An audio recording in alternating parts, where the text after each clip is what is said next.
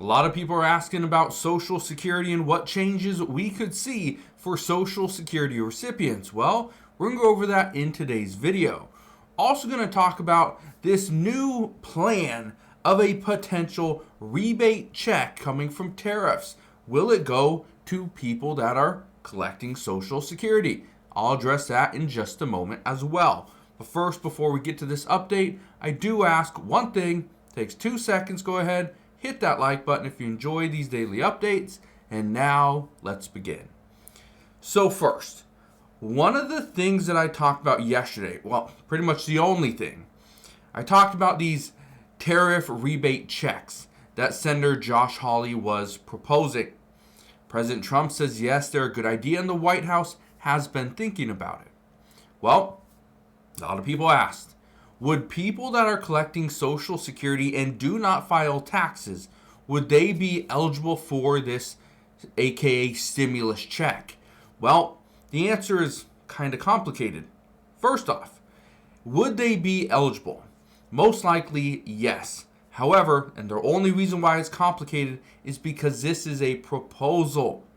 This is a plan. Hasn't passed. Hasn't even been voted on in the House or the Senate.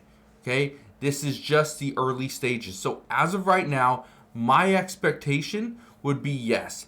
If this plan does go through and it becomes a full-on proposal and it gets voted on in the House or the Senate, my expectation is that people that are collecting Social Security, even if you do not file taxes, would still get some of the benefits. So there's that.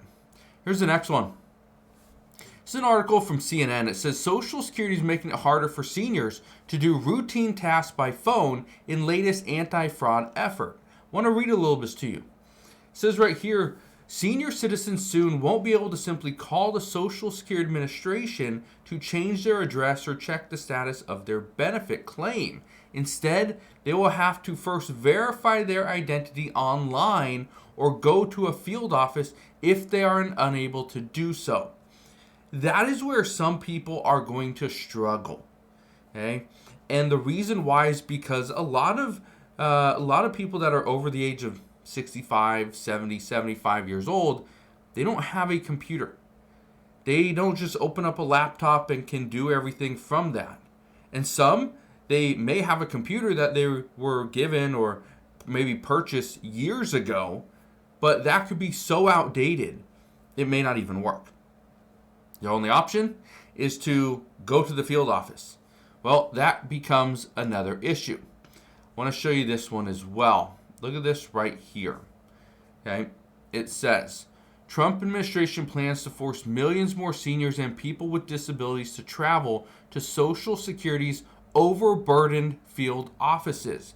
It says the Social Security Administration is overwhelming its local offices by forcing millions more people to seek in-person service while cutting thousands of staff who provide that help. These offices, which primarily serve seniors, people with disabilities, and bereaved families, helped nearly 32 million visitors last year, but under a new policy set to take effect in August, beneficiaries will be forced to take millions of unnecessary trips to field offices, where they will face longer waits for appointments and slower processing times. Yeah, that is part of the issue. Look at this one as well. It says how the Doge-driven reductions at the Social Security Administration are playing out now. And I want to read this to you. This is kind of like an interview. Okay, you can see it right here. This is just the start of it. It says the interviewer asked, the Social Security Administration was an early Doge target, and with allegations of rampant waste, fraud, and abuse, Doge tried to force a massive restructure and a workforce reduction. You've done a deep dive into this issue. What's your current take on the staffing situation at the Social Security Administration? And Kathleen Romig says, well, the thing is, Social Security started out the Trump administration understaffed. The agency lost 10,000 staff between 2010 and the beginning of the Trump administration. Keep in mind that the agency didn't just lose staff, they had to make reductions. Okay, so it wasn't something that they wanted to do, it was something that they were forced to do. A lot of it had to do with the budget. Goes on to say,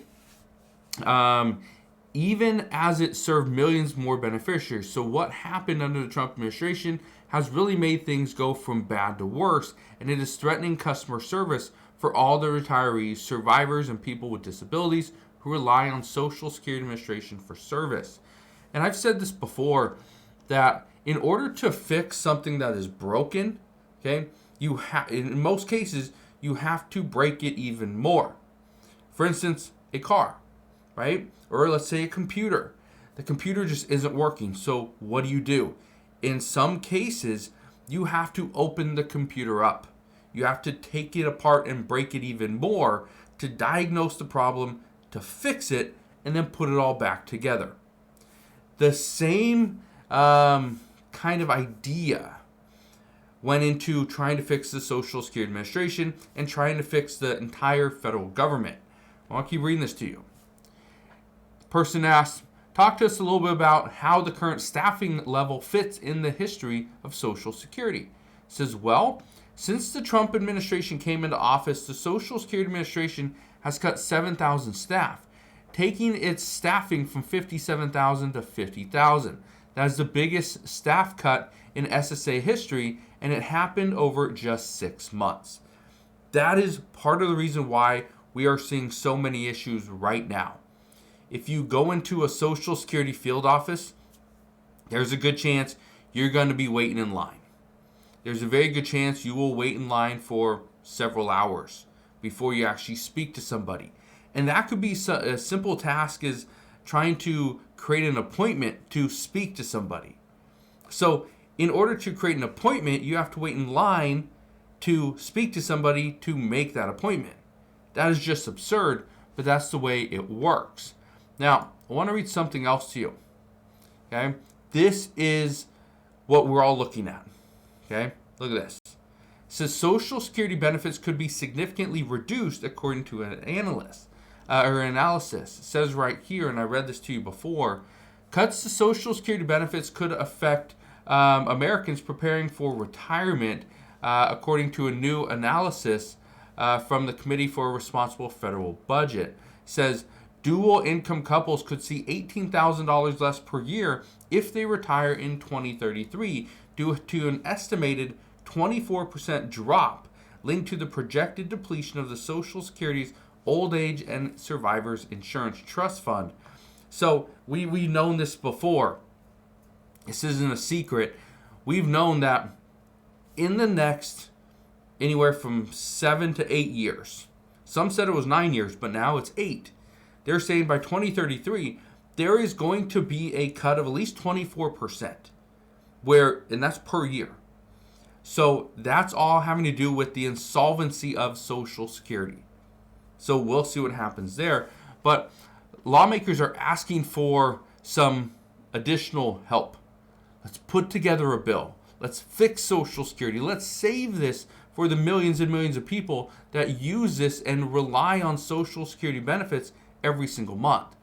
The problem is there's lawmakers that have certain priorities, and maybe Social Security is one of them. But maybe it's the U.S. national debt. Maybe it's trying to work out these trade agreements with other countries.